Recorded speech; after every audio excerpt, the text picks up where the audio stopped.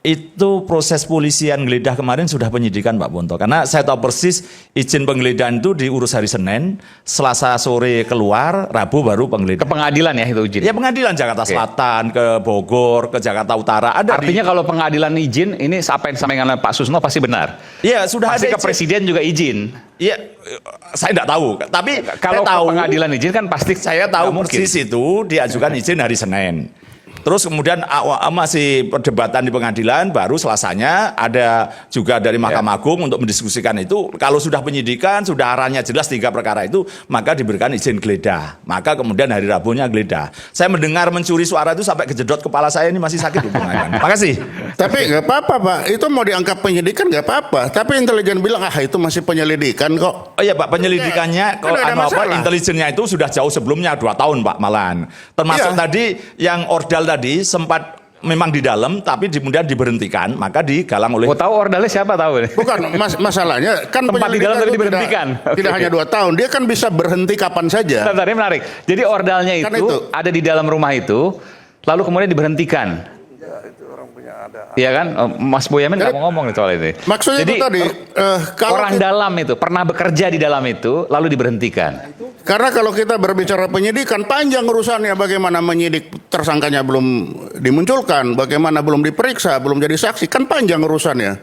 Lah kita bicara bilang aja itu penyelidikan, kan selesai masalah. Setelah penyelidikan baru kita serahkan, silakan tindak lanjuti sebagai penyidikan. Nah, itu kan akan lebih aman daripada kita membuat masalah baru. Kalau penggeledahan kemarin sudah menggeledah mana RT-nya, mana RW-nya, mana kan ada 8 persyaratan katanya untuk penggeledahan untuk KUHP baru kan. Nah, kalau itu dipermasalahkan, nanti ada masalah baru. Nah, paling aman itu adalah penyelidikan. Dapatnya seperti ini. Nah, buktinya setelah ketemu diserahkan. Nih, tindak lanjuti. Kan tidak selalu Polri yang harus menyidik. Diserahkan aja lah kepada kejaksaan. Pak, tapi Tindak kan lanjut. polisi bukan eksekutor kejaksaan, Pak ya. Nah, kalau bicara penyidikan kan bisa aja ya, sama-sama penyidik. Tapi kali ini kan diserahkan untuk silakan ditindaklanjuti. Karena dia sudah berbicara penyidikan. Bisa sendiri, bisa lanjut, tapi diambil jalan diserahkan. Ya, sekarang kita tunggu kejaksaan. Bagaimana menyidik ini? Ini yang kita tunggu. Itu. Demikian Pak Imam. Baik. Oke, silakan. Mungkin saya memberikan catatan sedikit ya terkait dengan tadi yang sampaikan Pak Ponto dengan Mas Boyamin. Ya itu proses yang harus dilalui lah. Perdebatan kita tidak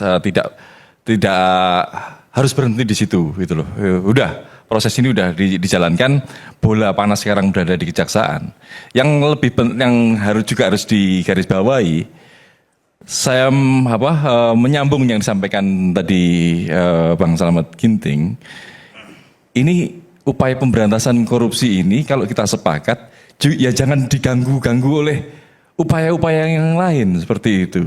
Ketika kita sepakat di MBG itu ada kasus korupsi, ya harus tuntas. Kalau kita sepakat dengan kasus Asabri, terus kemudian ada blackout PLN, Jiwasraya dan yang lain-lainnya itu juga harus tuntas, harus sampai ke pengadilan gitu loh. Jangan sampai kemudian muncul langkah-langkah yang menjadi blunder seperti yang kemarin masyarakat lihat Jawa Tengah misalnya, Polda Jawa Tengah memberikan himbauan kepada jajarannya untuk tidak datang ketika ada pemeriksaan dari kejaksaan, misalnya seperti itu. Ini langkah-langkah yang kontraproduktif dengan upaya pemberantasan korupsi. Jalankan saja kalau kita sepakat gitu loh. Kalau benar ya benar, kalau bersih ya bersih saja seperti itu. Begitu ya Pak Slamet Ginting. Terima kasih. Oke, baik. Pak, Tapi itu benar ya? Itu sempat beredar. Ramai di media sudah. jadi memang begini, ketika kita membuat langkah-langkah yang baik, pasti langkah yang tidak baik lawan itu pasti juga bereaksi. Tidak mungkin kita tidak ada bereaksi.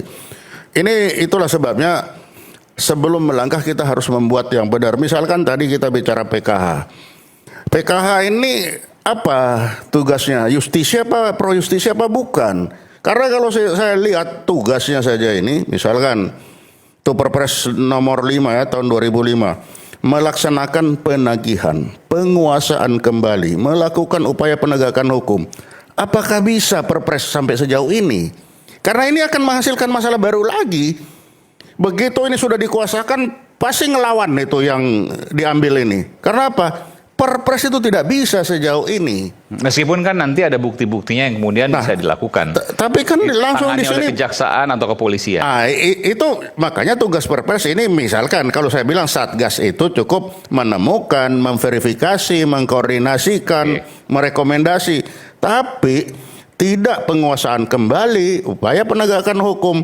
Itu sudah tugas-tugas pro justisia yang tidak bisa dilaksanakan oleh Satgas. Nah, sehingga nanti hasil Satgas apabila ada yang melawan, dianggap kan melawan itu tadi, bahwa ini melawan korupsi. Padahal kan tidak, dia melawan hak, mengambil haknya dia.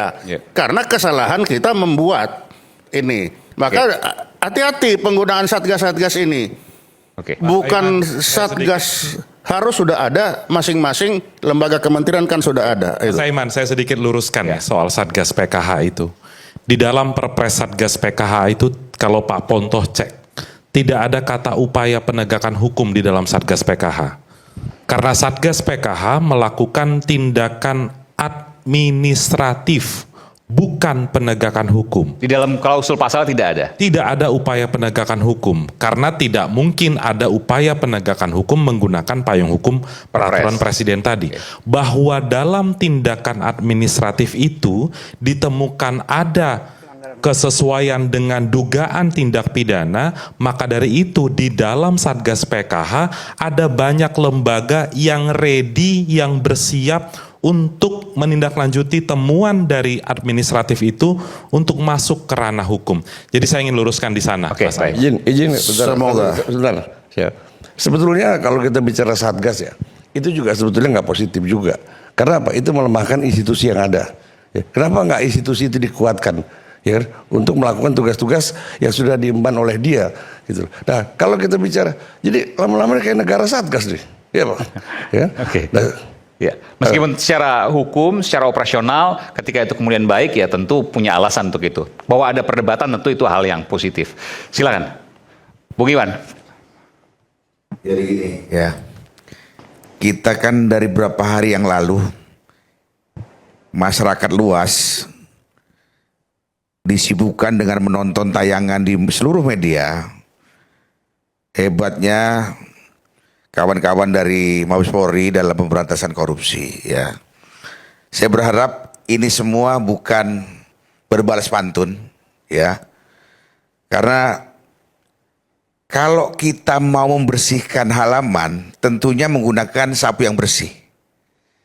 Jadi jangan juga kawan-kawan dari coklat tua maupun coklat muda, ya, mereka berebut untuk menegakkan aturan pemberantasan korupsi, tapi di antara mereka sendiri tidak bersih, dan mereka menjadi bagian dari korupsi itu sendiri, ya.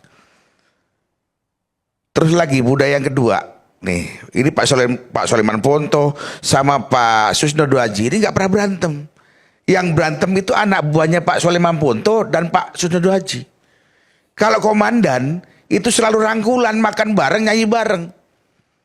Tapi di bawahnya ribut. Mungkin Pak Sunarji ngomong tadi rebutan roti, rebutan puntung itu biasa, ya. Tapi seorang pimpinan, ya, itu harus bisa meyakinkan bahwa anak buahnya ini bersih, ya.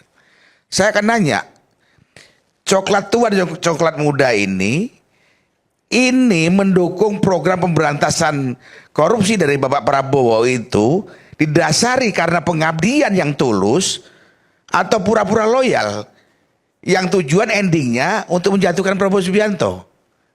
Itu kan yang terjadi. Karena saya berpikir selama ini orang yang dipercayai oleh Prabowo Subianto ini justru dialah yang mengkhianati apa yang dipercayakan oleh Prabowo Subianto. Sulit kita mendapatkan, Indonesia ini banyak orang pinter, tapi orang jujur yang patriotik itu yang kurang, ya, di negeri ini.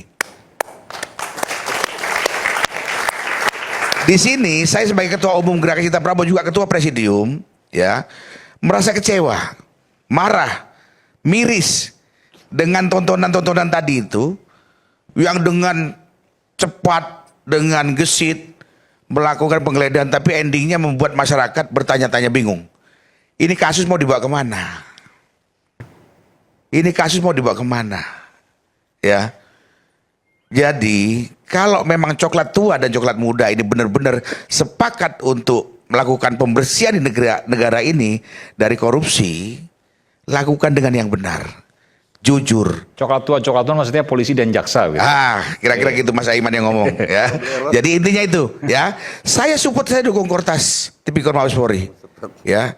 Ini bentukan baru tapi mampu melakukan operasi senyap yang cepat, walaupun endingnya juga banyak orang kecewa, termasuk saya terus terang aja. Kan masih dalam tahap awal nih Bang. Lah ya tahap awal, tapi kan begitu cepat pemrosesannya. Tapi kenapa? Makanya saya pesen, kalau memang berani jangan takut-takut, tapi kalau takut ya jangan berani-berani. Oke. Gitu loh. Ada mau tanggapi? Ya, silakan aja tanggapi, nggak apa-apa. Tapi intinya Mas, saya sepakat dengan Anda. Pemberantasan korupsi jangan dipolitisir. Setuju Bang. Ya. Setuju, Pak. Pemberantasan korupsi jangan dipolitisir. Jangan gunakan bajumu untuk pura-pura memberantas korupsi, tapi justru endingnya nggak jelas lagi. Jangan terus-terusan masyarakat dibuat semakin kecewa, semakin kecewa, semakin kecewa. Kami pendukung Prabowo, saya ketua umumnya, kami berdarah-darah untuk menjadikan Prabowo Subianto presiden, bos. Kami tidak ribut jabatan.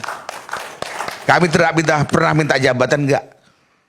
Saya cuma pengen pembantu-pembantunya Prabowo sudah dipercaya itu. Promosi jadi komisaris ini. Enggak mau saya. Enak saya di luar kawannya Mas Aiman aja.